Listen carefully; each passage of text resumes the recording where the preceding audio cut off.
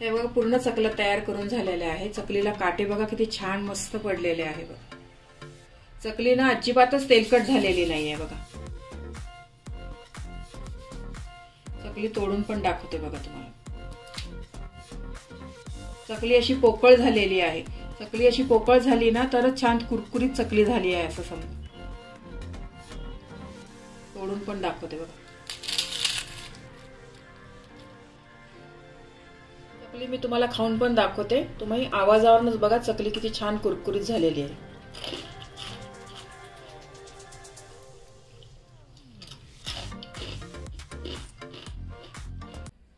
नमस्कार, मी कविता, कविताच tasty food मध्ये सर्व खवय्यांचे पुन्हा एकदा स्वागत करते। आज आपण बिना भाजणीची घरच्या बेसिक 3 साहित्यापासून चकली कशी करायची ते पाहणार आहोत। रेसिपी नेहमीप्रमाणे खूप साधी आणि सोपी आहे। ही चकली चवीला खूप छान लागते आणि बनवायलाही खूप सोपी आहे।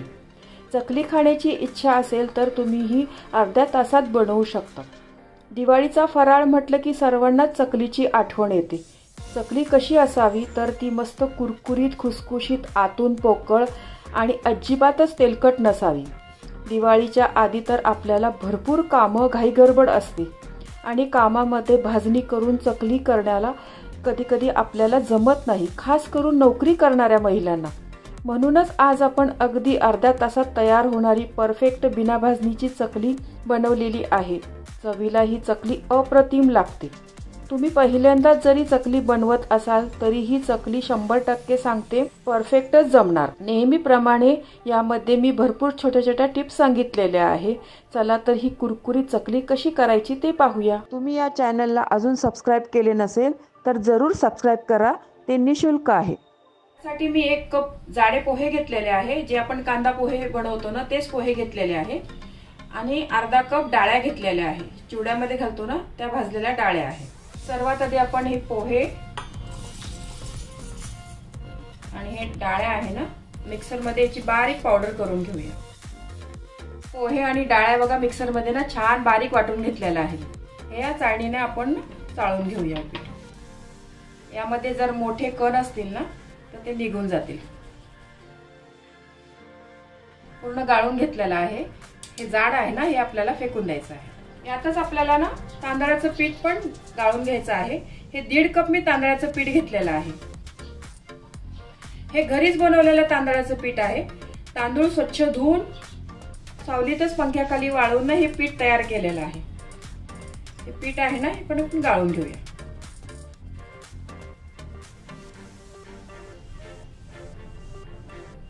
हे आपलं चकलीचं पीठ आपलं तयार झालेलं आहे। याच्या आपण आता चकल्या बनवूया। गॅसवर कढई गरम करायला ठेवलेली आहे। त्यामध्ये मी आता 2 कप पाणी घालते। ज्या कपने आपण पोहे मोजून घेतले होते ना त्याच कपने 2 कप पाणी घालते। हे प्रमाण आहे ना परफेक्ट आहे। याच्याने व्यवस्थित छान चकल्या बनतात। पाण्याला उकळी आल्यावर त्यामध्ये आपण मसाले घालूया। पाण्याला चांगली उकळी आलेली आहे। त्याच्यामध्ये मी आता तीळ घालते। 1-2 चमचे तीळ घेतलेले आहे। 1-1.5 चमचा धना जिरा पावडर आहे। ओवा हातामध्ये ना क्रश करून घेतलेला आहे आणि हे 2 चमचे पोहे खाण्याचे 2 चमचे लाल तिखट आहे। हिंग, थोडीशी हळद आणि मीठ आणि बटर। पोहे खाण्याचा 1 चमचा बटर घातलेला आहे। याच्यापेक्षा जास्त बटर नका घालू तुम्ही, चकली विरघळेल तेलामध्ये आपली। हे प्रमाण आहे ना परफेक्ट प्रमाण आहे। या पाण्यामध्ये हे पीठ आहे ना हे पूर्ण पीठ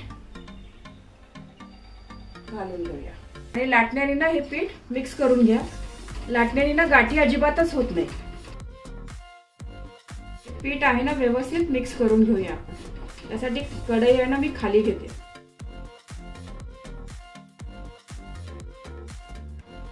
हे पीठ आहे ना व्यवस्थित मिक्स करून घेतलेलं आहे।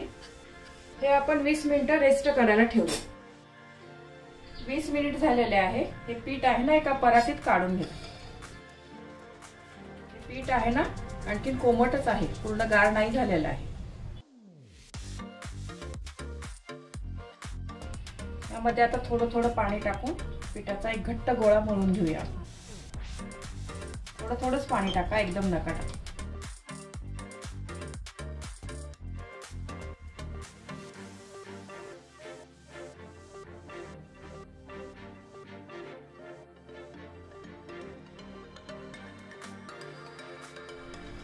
आधीच आपण जास्त पाणी यासाठी नाही घेतलं की बऱ्याच तांदळांना ना कमी पाणी लागतं, काहीला जास्त लागतो. एकदमच आधी जास्त घेतलं असतं ना आपण तर मग पीठ आपलं पातळ झालं असतं. हे चकलीचं पीठ चांगलं मळून घेतलेलं आहे बघा, घट्ट मळलेलं आहे, जास्त घट्टही नाही आणि जास्त पातळही नाही. हे पीठ आहे ना एक 10 मिनिटं आपण रेस्ट करायला ठेवूया. 10 मिनिट झालेले आहे बघा, पीठ ना आपलं छान मुरलेलं आहे.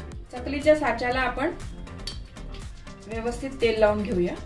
ही चकती आहे ना, ही चकतीची जी खरबरीत बाजू आहे बघा, ही खरबरीत आहे आणि ही प्लेन आहे. ही खरबरीत बाजू आहे ना ही खाली ठेवायची आहे आपल्याला आणि ही प्लेन आहे ना ती वर ठेवायची. खरबरीत बाजू खाली ठेवली ना तर चकलीला ना आपल्या काटे खूप छान पडतात. व्यवस्थित सगळीकडे तेल लावून घेऊया. हे चकलीचं पीठ आहे ना साच्यात भरण्याच्या आधी ना परत एकदा ना चांगलं मळून घ्या तुम्ही व्यवस्थित, म्हणजे चकलीची तार आहे ना व्यवस्थित पडेल, कुठेच तुटणार नाही. पण भाकरीचं पीठ कसं मळून घेतो ना तसं छान व्यवस्थित मळून घ्या. ही प्रोसिजर करणे ना खूप गरजेचे आहे. फार तुम्हाला घट्ट वाटत असेल पीठ, थोडंसं पाणी लावलं तरी चालेल.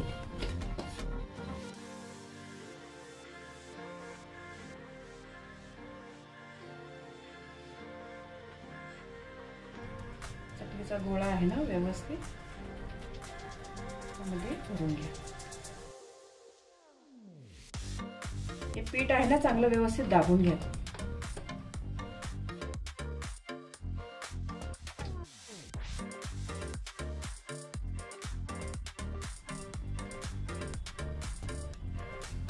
चकली करताना हे सुरुवातीचं टोक आहे ना त्याला असं गोल केला ना तर व्यवस्थित चकली बनते. चकल्या कशा छोट्या मोठ्या तुम्हाला जशा पाहिजे तुम्ही तशा करू शकता. आणि शेवटचं टोक आहे ना हे नेहमी असं चिटकून घ्या व्यवस्थित.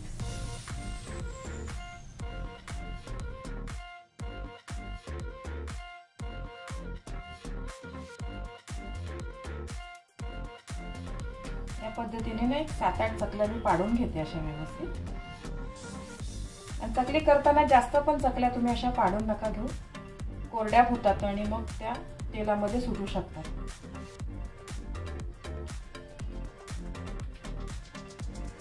कढईमध्ये आपण चकली करतो ना ते तळेपर्यंत आपण खाली चकल्या पाडू शकतो अशा.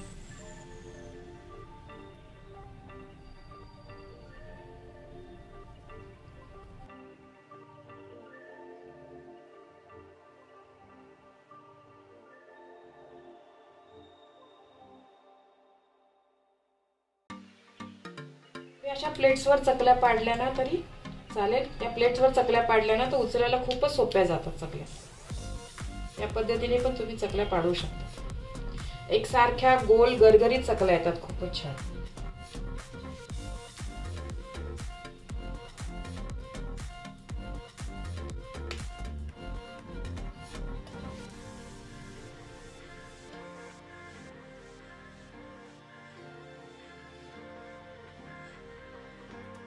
कढईमध्ये तेल गरम करायला ठेवलेलं आहे. तेल पण चांगलं व्यवस्थित गरम झालेलं आहे बघा. एक गोळा टाकून बघते. चांगलं व्यवस्थित तेल गरम झालेलं आहे. हा गोळा आहे ना लगेच वरती आलाय बघा. असंच आपल्याला तेल तापलेलं पाहिजे. आता आपण चकल्या घालूया. अशा प्लेटवर आपण चकल्या पाडल्या ना तर आपल्याला कढईमध्ये टाकायला खूपच सोप्या जातात बघा.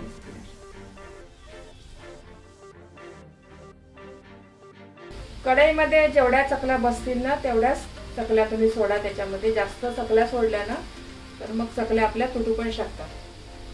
आणि चकल्याला नेहमी मीडियम गॅसवरच तळा तुम्ही.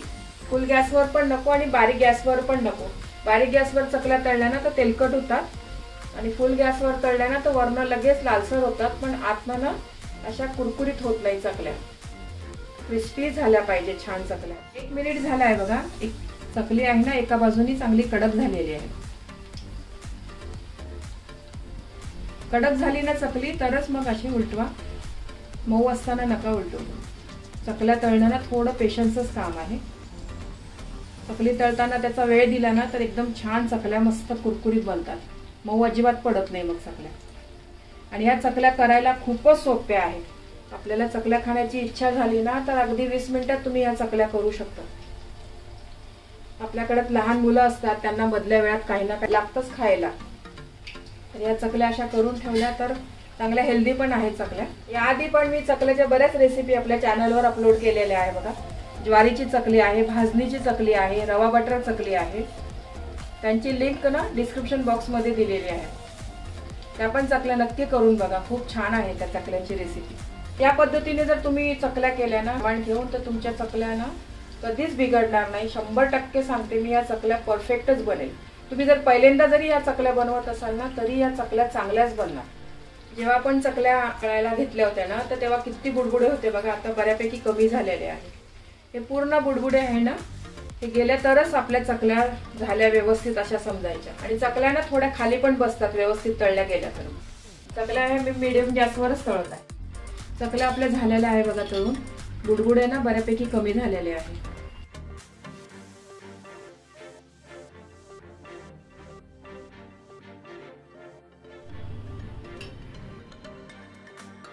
चकली तुम्हाला हाताने उचलता येत नसेल ना, तर तुम्ही असं उलटण्याने पण चकली उचलू शकतात. खूप इझी आहे बघा.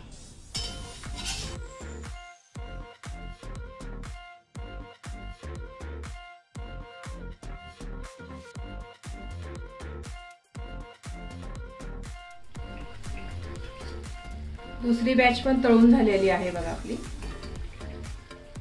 हे चकलीवरचे पूर्ण बुडबुडे गेले ना, तरच तुमच्या चकल्या व्यवस्थित तळल्या आहे असे समजा. आपण चकल्या काढून घेते मी. मुलांना टिफिन मध्ये देण्यासाठी हा एक बेस्ट ऑप्शन आहे. खूपच आवडीने खातील बघा मुले तुमची पण.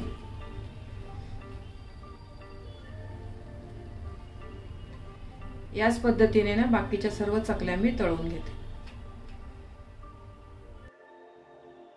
पूर्ण चकल्या तळून झालेल्या आहे बघा. एकूण एक चकली मस्त कुरकुरीत झालेली आहे. चकलीला काटे पण बघा किती छान मस्त पडलेले आहे. एवढ्या या सारणामध्ये ना 35 ते 40 चकल्या बरोबर बनतात बघा.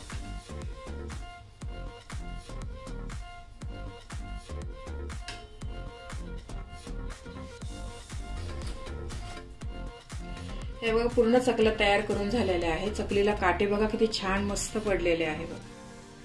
चकली ना अजिबातच तेलकट झालेली नाहीये बघा. चकली तोडून पण दाखवते बघा तुम्हाला. चकली अशी पोकळ झालेली आहे. चकली अशी पोकळ झाली ना तरच छान कुरकुरीत चकली झाली आहे असं समजा. तोडून पण दाखवते बघा. चकली मी तुम्हाला खाऊन पण दाखवते. तुम्ही आवाजावरूनच बघा चकली किती छान कुरकुरीत झालेली आहे.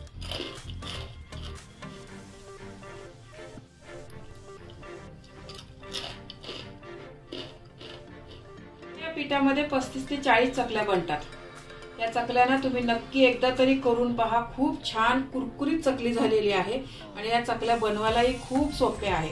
पहिल्यांदा तुम्ही बनवायला घेतल्या ना तरी 100% सांगते चकली चांगलीच होणार तुमची. ही पहा मस्त कुरकुरीत चकली तयार झालेली आहे.